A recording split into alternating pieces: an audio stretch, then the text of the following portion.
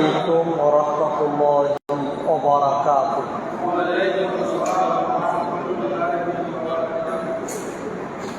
الحمد لله رب العالمين والصلاة والسلام على سيد المرسلين وعلى آله وصحبه أجمعين ومن تبعهم بإحسان إلى يوم الدين. أما بعد. প্রশংসা শুকরিয়া কৃতজ্ঞতা জানাই রব্বুল আলামিন আল্লাহ তাআলার দরবারে, যিনি আজকে আমাদেরকে সাপ্তাহিক সহিহুল বুখারী দার্সে অংশগ্রহণ করার সুযোগ দিয়েছেন। শুকরিয়া জানাই আলহামদুলিল্লাহ। সালাত ও সালাম বর্ষিত হোক সাইয়্যিদুল মুরসালিন রাহমাতুল লিল আলামিন নবী মুহাম্মদ সাল্লাল্লাহু আলাইহি ওয়াসাল্লামের প্রতি। আল্লাহুম্মা সাল্লি ওয়া সাল্লিম ওয়া বারিক আলাইহি। অতঃপর সম্মানিত শ্রোতা ও দর্শক মণ্ডলী, আমরা ধারাবাহিকভাবে মর্যাদা অধ্যায় নিয়ে আলোচনা করছিলাম। গত পর্বে আমরা বেশ কয়েকটি আলোচনা শুনেছিলাম আবু বকর রাদিয়াল্লাহু তাআলা আনহু এর মধ্যে। আজকে শুনব আরো কয়েকটি ঘটনা। প্রথম যে বর্ণনা আনাস বিন মালিক রাদিয়াল্লাহু তাআলা আনহু থেকে বর্ণিত, তিনি বলছেন, আসাবা আহলুল মদিনা কহতুন আলা আহদি রাসূলিল্লাহ সাল্লাল্লাহু আলাইহি ওয়াসাল্লাম। রাসূলুল্লাহ সাল্লাল্লাহু আলাইহি ওয়াসাল্লাম এর যুগে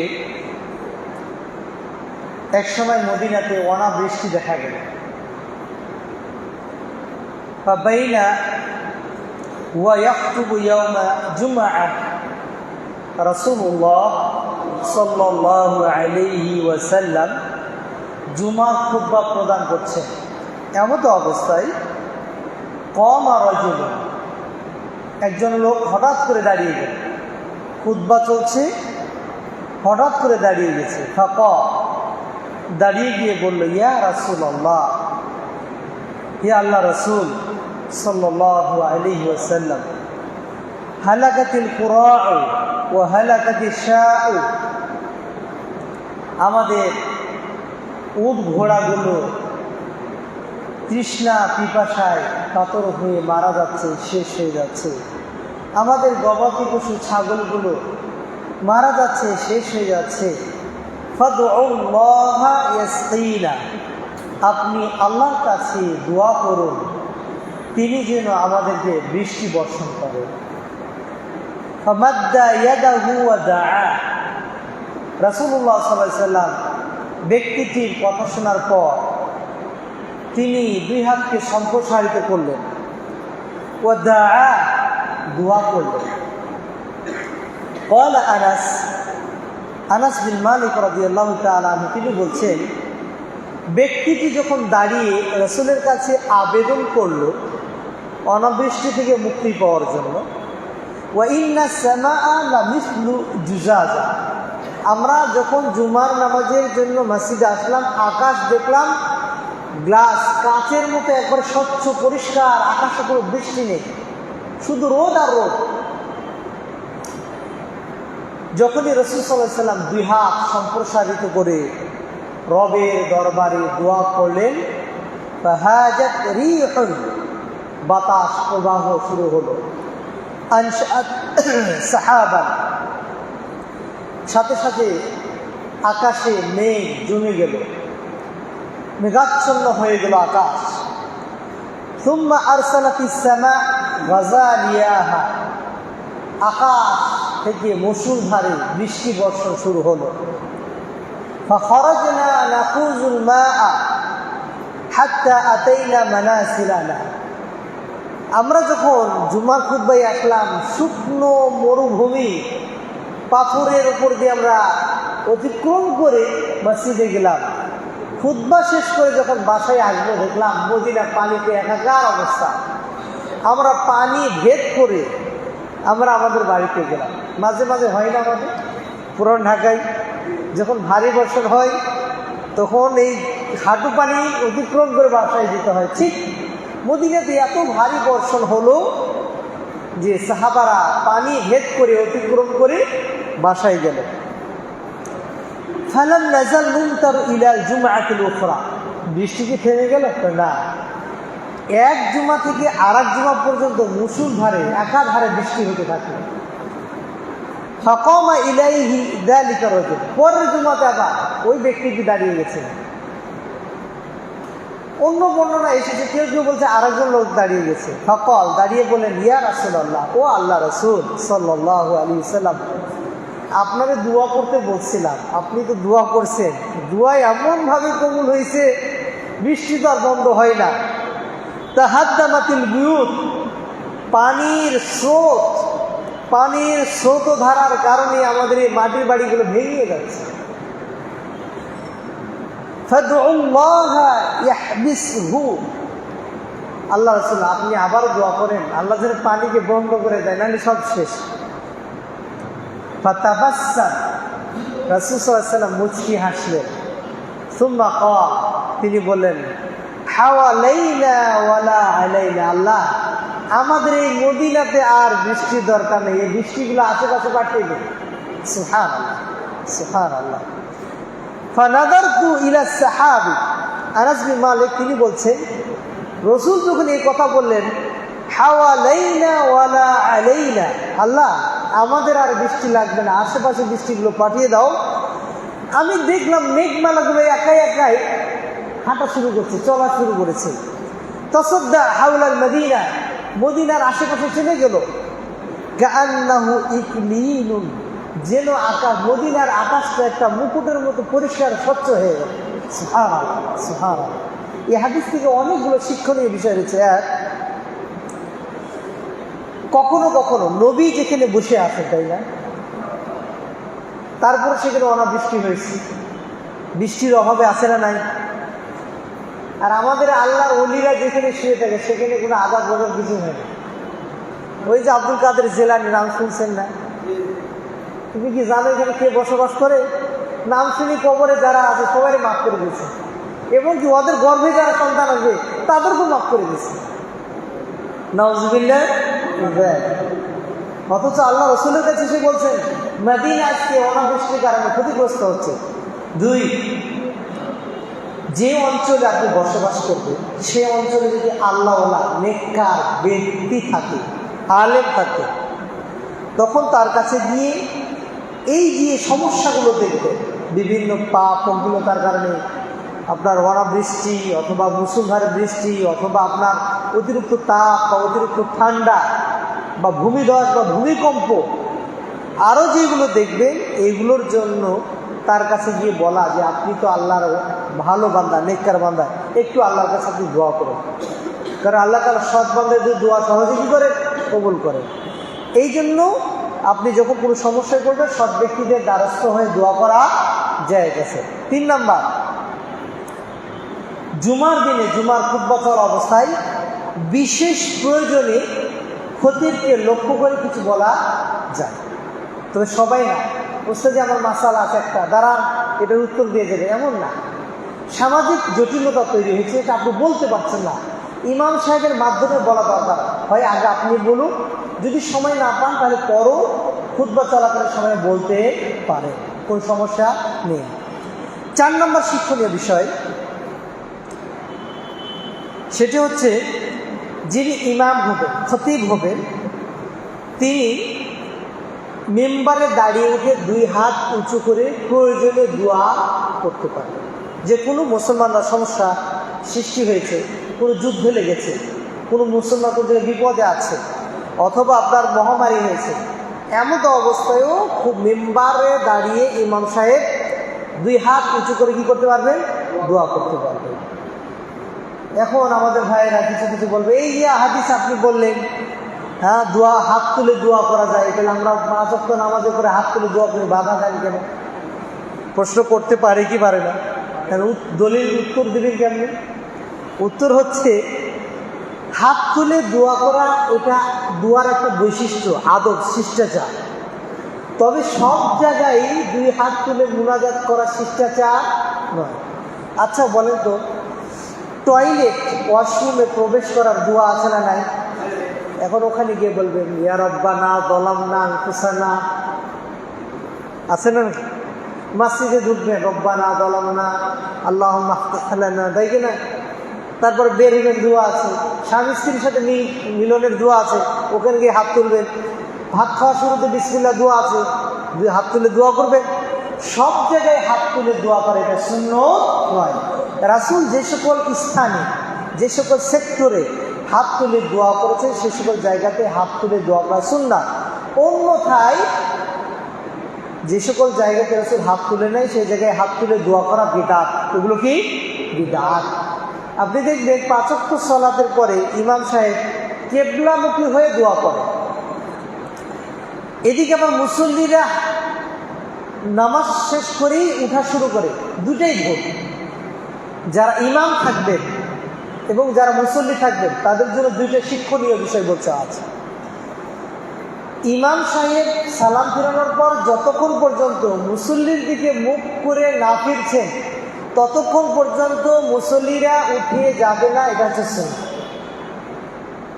আবার ইমামের জন্য করণীয় হচ্ছে সালাম ফিরানোর পর তিনি কিবলামুখী দীর্ঘ সময় বসে থাকবে না, সালাম ফিরানোর সাথে সাথে মুসল্লির দিকে ফিরে বসবেন, এটা হচ্ছে সুন্নাত। কিন্তু আমাদের দেশের মসজিদগুলোতে কি হয়? আলহামদুলিল্লাহ আহলুল হাদিস সালামি মসজিদের ইমামগুলো তারা সাথে সাথেই মুসল্লির দিকে ফিরে বসে। কিন্তু আমাদের হানাফি ভাই সহ আশেপাশে যে মসজিদগুলো আছে ইমাম সাহেব সালাম ফিরিয়েই রব্বানা যালামনা, এরপর মনে আলহামদুলিল্লাহি রাব্বিল আলামিন। মাঝখানে কি বললো তিনিও শুনছেন কিনা জানি না, মুসল্লি তো শুনেই নাই। যেখানে বেদাতের আশ্রয় পাবে সেখান থেকে সুন্নত উঠে যাবে।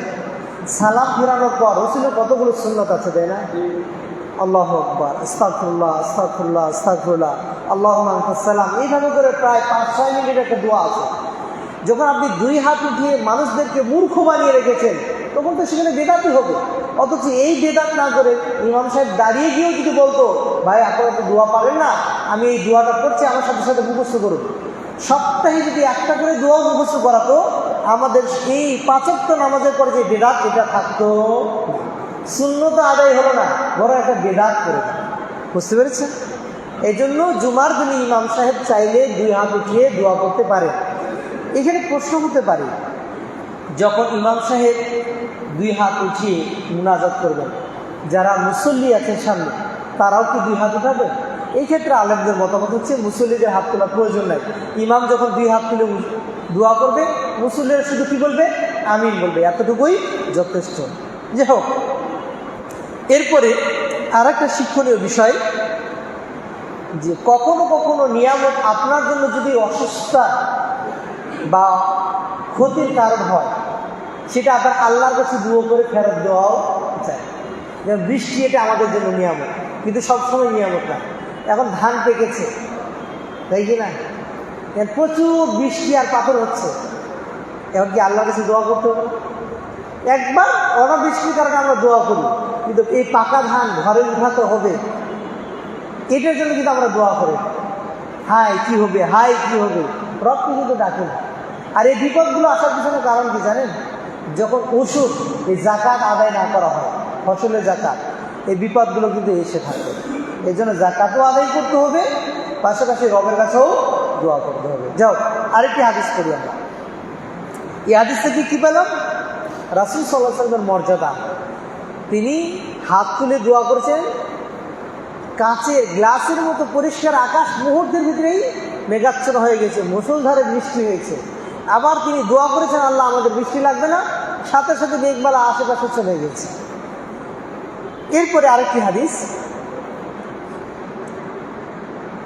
আমর ইবনে আলা থেকে বর্ণিত, তিনি বলছেন আমি নাফেকে বলতে শুনেছি, ইমাম নাফে আব্দুল্লাহ ইবনে উমর রাদিয়াল্লাহু তাআলা আনহু থেকে বর্ণনা করছে যে কানান নবী সাল্লাল্লাহু আলাইহি ওয়াসাল্লাম। আমরা কয়েকটা হাদিসের সরল অনুবাদ করব, তারপর আলোচনায় যাব।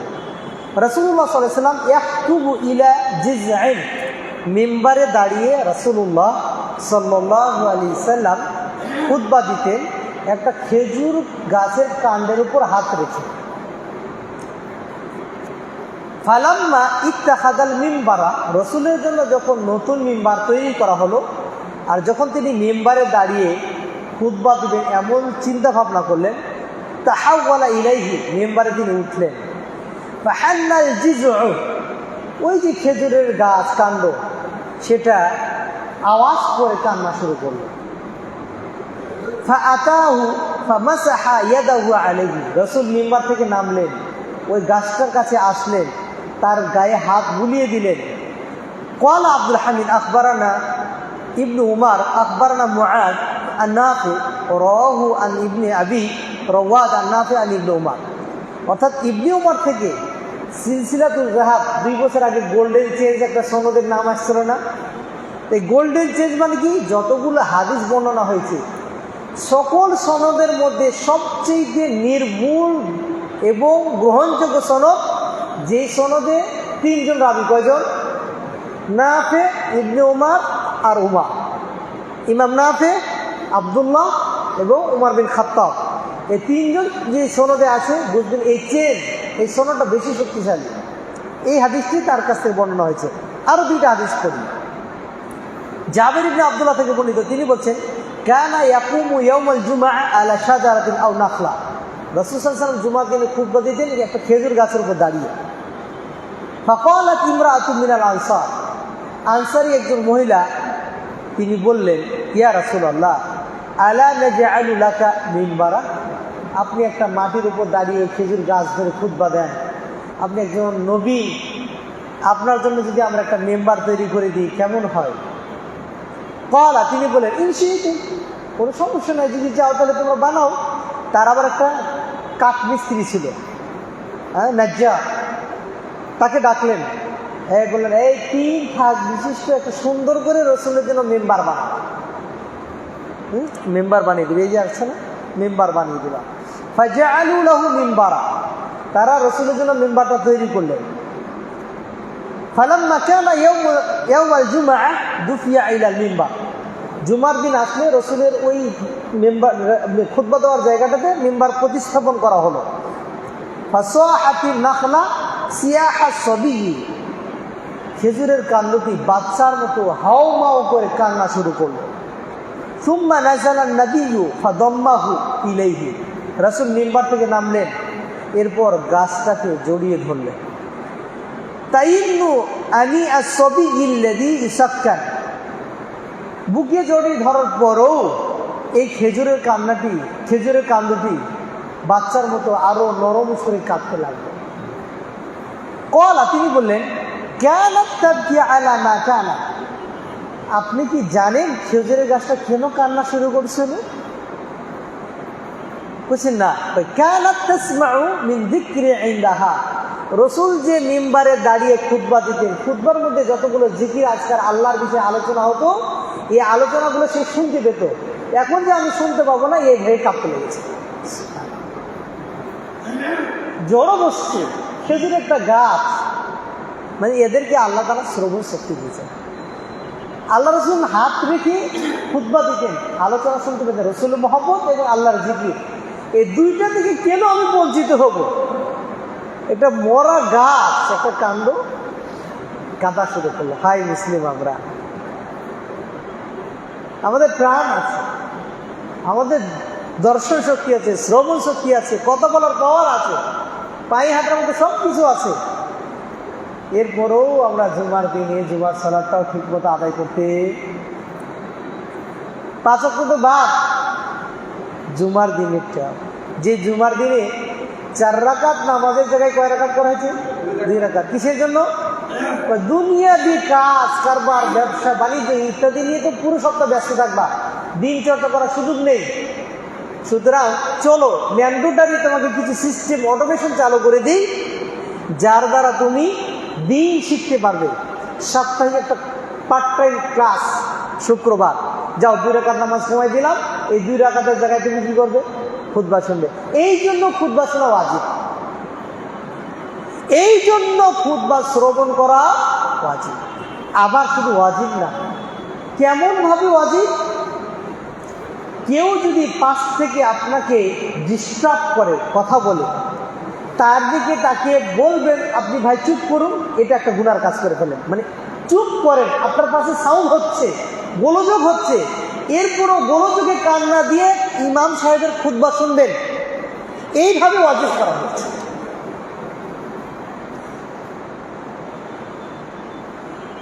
ইমাম সাহেবের প্রতি এটাও দায়িত্ব যে আল্লাহ তাআলা 2 রাকাত নামাজ কমিয়ে দিয়েছে, আপনার মুখ দিয়ে কিছু জিকির আল্লাহর শোনাবে বান্দাদেরকে। যে জিকির শোনার জন্য মানুষদেরকে কেউ যদি পাথর নিয়ে নাড়াচাড়া করে, কেউ কথা বলে, তাদেরকে চুপ করে কথা বলা নিষেধ করা হয়েছে, মানে আপনার কথা তারা মনোযোগ দিয়ে শুনবে। সুতরাং খুতবার বিষয় কিভাবে দেখবেন দায়িত্ব আপনার, এটা আমানত।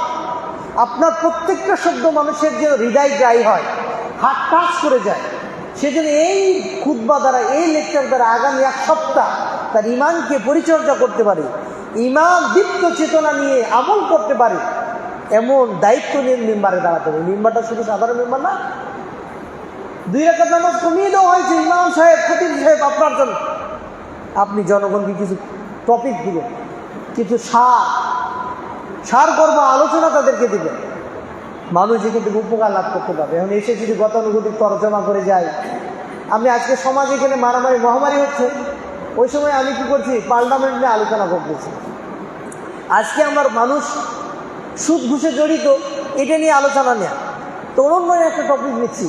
রাসূল সাল্লাল্লাহু আলাইহি ওয়াসাল্লাম তার খুতবার আলোচনার বিষয়, সমাজে যে সমস্যা থাকতো সেই সপ্তাহের উল্লেখযোগ্য টপিক দিয়ে কী করতেন, আলোচনা করতেন।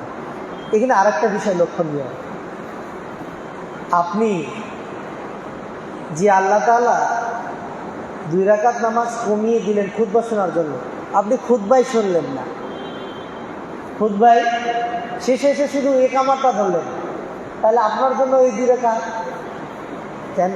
এই জন্য বলা হয়েছে জুমার দিনে কেউ যদি ইমাম সাহেবকে রুকু না পায়, তাহলে কি করবে? তাই 2 রাকাত পড়বে না 4 রাকাত পড়বে? 4 রাকাত পড়বে। ওই যে খুতবা শুনেন নাই, খুব গুরুত্বপূর্ণ কিন্তু মাসআলা। এরপরে চলি আরেকটা হাদিস শুনি, তারপরে কিছু মাসআলা বলি। আনাস বিন মালিক থেকে বর্ণিত, তিনি বলছেন যে জাবির ইবনে আব্দুল্লাহ থেকে বর্ণিত, তিনি বলতেন কানাল মসজিদু মাসকুফান আলা জুজুইন মিন নাখলিন। রাসূলের জামানায় রাসূলের মসজিদটা খেজুরের ডাল এবং খেজুরের কাণ্ড দ্বারা ছাদ নির্মাণ করা ছিল। ফাকানা নবী ইদা খাতাবা ইয়াকুমু ইলা জিজইন মিনহা। রাসূল যখন খুতবাতে দাঁড়াতেন তখন ওই খেজুরের কাণ্ড ডালের উপর হাত দিয়ে খুতবা দিতেন। ফালাম্মা সুমিআ আলাহু মিম্বার, যখন রাসূলের জন্য মিম্বার তৈরি করা হলো, ফাকানা আলাইহি ফাসামিআ লিযালিকাল জিজ', রাসূল সাল্লাল্লাহু আলাইহি ওয়াসাল্লাম ওই কাণ্ডর কাছ থেকে শুনতে পাইলেন সৌতান কাসাউতিল ঈশা, 10 মাসের গর্ভবতী উটনি বাচ্চা পেটে রেখে যেমন বেদনায় নিয়ে ছটফট করে কান্না করে, ঠিক এই কাণ্ডটি সেভাবে কান্না শুরু করলো। হাত্তা জাআন নবিয়্যু ফাওয়াদাআ ইয়াদাহু আলাইহা, রাসূল নিচে নামলে তার উপর হাত রাখলেন, ফাসাকানাত, এরপর সে ঠান্ডা হয়ে গেল। এখান থেকে শিক্ষণীয় বিষয় যে জড় পদার্থ রাসূল সাল্লাল্লাহু আলাইহি সাল্লামকে ভালোবাসে। 2, জড় পদার্থ আল্লাহ তাআলার জিকির আজকার শুনে সবসময় তারা আল্লাহকে ভয় করে। এই জন্য আপনি দেখবেন এই যে পানির ফোয়ারা, ঝর্ণাগুলো, ওখানে কি সারাদিন রাত বৃষ্টি হয়? কোথা থেকে পানি আসে? এই পাথরগুলো আল্লাহর ভয়ে কান্না করে, আল্লাহ জোর ভূমিকম্প, কিয়ামত হবে, আর আমাকে দিয়ে যেহেতু ওই জাহান্নামের আগুনও বানানো হবে, ওয়াকুদুহান নাসু ওয়াল হিজারা, এই যে হিজারা পাথর, সেদিন জাহান্নামের ইয়া হবে, সেই জন্য সে কান্না করে, পানি বের করে। এখানে আরেকটি শিক্ষণীয় বিষয়, জুমার দিনে খুতবার সময় এই খুতবার লাঠি ব্যবহার করার হুকুম। এই যে লাঠি আছে, আমরা অনেক সময় ইমাম সাহেবকে দেখি লাঠি ব্যবহার করে, অনেকেই করে না। এর কারণ কি? সুন্নাটাকে, সুন্না হচ্ছে লাঠি ব্যবহার করতে হবে এমনটা জরুরি নয়। রাসূল ওই পাশে যেখানে দাঁড়াতে, পাশে একটা কি ছিল, ওই গাছের কাণ্ড ছিল, কিন্তু ওখানে হাত দিয়ে রাখতেন খুতবা মাঝে মাঝে। কেউ যদি রাখে কোনো সমস্যা নেই, কিন্তু না রাখলে তাকে বলবে না আপনি একটা সুন্নত ছেড়ে দিলে, এমন বলা যাবে না। আধুনিক দেখবেন সৌদি আরবে যে খুতবার মেম্বারগুলো হয়েছে সেখানে লাঠি নেই, কাঠ আছে, তাই না? বাংলাদেশে অনেক এখন মেম্বার তৈরি হয়েছে, সেখানে উপর সামনে হাত রাখার কাঠ আছে। আমরা এই জন্য বলি যে কোনো জিনিস আপনার হাত রাখার মতো জায়গা থাকলে খুতবা হয়ে যাবে, কোনো সমস্যা নেই। লাঠি ব্যবহার করা জরুরি নয়। অনেক সময় আমরা মুসল্লি যারা আছি ফতোয়া দেওয়ার জন্য আবার প্রস্তুত হয়ে যায়, ইমাম সাহেব যদি লাঠি না নেয় এটাই নিয়ে টেনশন করে, হ্যাঁ লাঠি নিল না কেন, হুজুর আজকে খুতবা শেষ করে ধরবো, মানে পুরো শুরু থেকে শেষ পর্যন্ত ওর মাথায় এটাই থাকে, হুজুর খুতবা কখন শেষ করবে। আরে জিজ্ঞাসা করবো, হ্যাঁ আপনি একটা সুন্নত ছেড়ে দিলেন কেন? লাঠি ব্যবহার করা রাসূলের ইবাদতগত সুন্নতের অন্তর্ভুক্ত নয়। আরেকটি বিষয় শিক্ষণীয়, সেটা হচ্ছে দ্বীনের বিষয়ে, দ্বীন প্রচারের জন্য যেগুলো উপকরণ আছে সেগুলো নতুন যদি আপডেট ভার্সন আসে গ্রহণ করা না জায়েজ নয়। দেখেন রাসূল সাল্লাল্লাহু আলাইহি ওয়াসাল্লাম আগে খুতবা দিতেন না, কিসে দিতেন? মাটির উপর ডাল দিয়ে, খেজুরের ডালের উপর। তার জন্য একটা আপডেট ভার্সন প্রোম্যাক্স কি তৈরি করা হলো? কাঠের মিম্বার তৈরি করা হলো।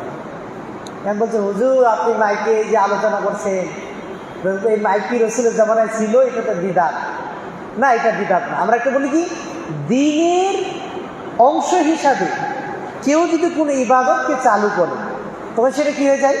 বিদআত হয়ে যায়। কিন্তু দ্বীনের ইবাদত বা দ্বীন সংক্রান্ত কোনো বিষয় মানুষের কাছে পৌঁছানোর জন্য কোনো উপকরণ, মিডিয়া, মাধ্যম গ্রহণ করা হয়, সেটা বিদআত হবে না। ধরেন আপনাদেরকে যদি বলা হয় এটা বিদআত, এটা কি বিদআত। এখন আপনাকে যদি বলি রাসূল সাল্লাল্লাহু আলাইহি ওয়াসাল্লামের জামানায় হজ করার যে বাহন ছিল পায়ে হেঁটে যাওয়া, ঘোড়া অথবা উট। এখন বিমানে যাওয়া বিদআত। 7 সমুদ্র কি করবেন আপনি? ঘোড়া চালিয়ে উট চালিয়ে যাবে, তাই না? এখন এই যে বিমানে গেলাম, আমার হজ ওই মক্কাতে রয়েছে, তওয়াফ বাইতুল্লাহতে রয়েছে, সাই মারওয়া সাফা পাহাড়ে রয়েছে, আরাফাতে রয়েছে, যার শুধু যাতায়াতের যে মিডিয়া মাধ্যম সেটা একটু পরিবর্তন হয়েছে।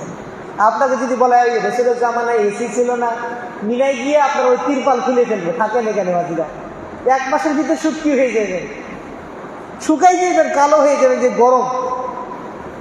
2018 সালে দেখেছিলাম বাংলাদেশের এক হাজি, এদের প্রথমবার যখন হজে যায়, এদের ইমান খুব মানে একবারে সব বিজয় করে আসবে। তো 2018 সালে একজন হাজি ওই মুজদালিফায় আসার পর ইমানি পরীক্ষা দিতে গিয়ে পাহাড়ের একদম উঁচাতে উঠেছে, মুরব্বী মানুষ, পাহাড়ে উঠে সম্ভবত সেন্সলেস হয়ে পড়ে গেছে। ওই যে পড়েছে তিনি আর উঠতে পারেন না, ওখানে মারা গেছে। মারা যাওয়ার পর প্রায় 1-1.5 মাস পর হজ শেষ হয়ে গেলে ওরা ড্রোন ক্যামেরা দিয়ে পুরোটা খোঁজে কি আছে কোথায়। ড্রোন ক্যামেরা চালিয়ে দেখা যাচ্ছে একটা মানুষের মতো আকৃতি দেখাচ্ছে পাহাড়ের উপরে। তারা সেখানে উঠলো, ওঠার পর দেখা যাচ্ছে একটা মানুষ, তার পুরো বডি মানে সব ঠিক আছে, গলে নাই, পচে নাই, এত রোদ এত তাপ, ওই চট্টগ্রাম কক্সবাজার শুটকির মতো শুকাই গেছে, শুকিয়ে একবারে সমান হয়ে আছে। বোঝা গেল এটা বাঙালি হাজি। কেমনে? ওই বাংলাদেশের পতাকা এখনো লাল সবুজ টকটক করতেছে, এই যে ব্যাগ বেঁধে রাখে না, এটা বোঝা গেল বাঙালি হাজি। তো ওই বাংলাদেশের যে হজ মিশন অফিস তাদের কাছে তথ্য পাঠানো হলো। তো বললাম যে ওটা যদি এই যে এসি ব্যবহার করা, মাইক ব্যবহার করা, বিমান ব্যবহার করা বিদাতি হয়, ওই মিনা আরাফাতে তাবু খুলে রাখবে। এর হচ্ছে কি দ্বীন পালনের উপকরণ সহজ। আর দ্বীন ইউসরুন ওয়ালা উসর, দ্বীন ইসলাম এটা সহজ, কঠিন নাই।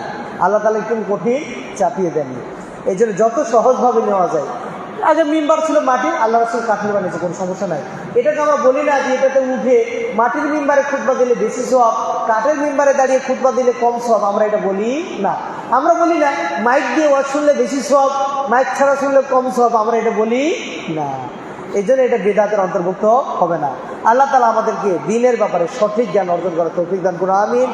আকুলু কওলি হাযা আস্তাগফিরুল্লাহ লি ওয়া লাকুম ওয়া লিসাইরিল মুসলিমিন ফাস্তাগফিরুহু ইন্নাহুল গফুরুর রহিম। সুবহানাকা আল্লাহুম্মা ওয়া বিহামদিকা আশহাদু আল্লা ইলাহা ইল্লা আনতা আস্তাগফিরুকা ওয়া আতুবু ইলাইক। আসসালামু আলাইকুম ওয়া রাহমাতুল্লাহি ওয়া বারাকাতুহু।